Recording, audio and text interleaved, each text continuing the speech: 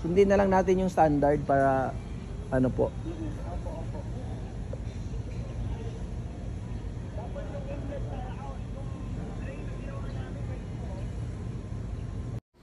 Hi guys! So we are now in Boracay.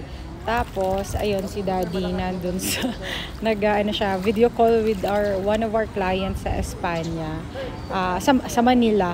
Kasi ino-orient namin sila kung paano i-on or gagamitin yung machine. Hi guys! Do you remember me? Do you remember my vlogs? Wow!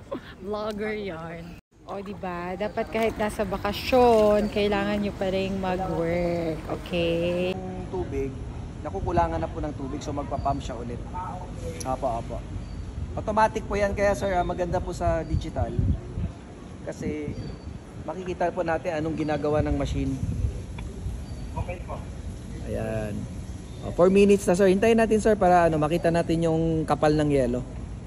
So sa mga bumibili po ng ice machine natin, ayan, we do free business orientation para makatake off kayo sa negosyo nyo. Hindi lang po kami basta-basta nagbebenta, tinutulungan din namin kayo na maalagaan yung machine nyo at makatake off kayo sa negosyo nyo. So free business orientation, it includes how to take care of the machine, yung maintenance natin, also kung paano kayo makakapagbenta sa inyong mga market.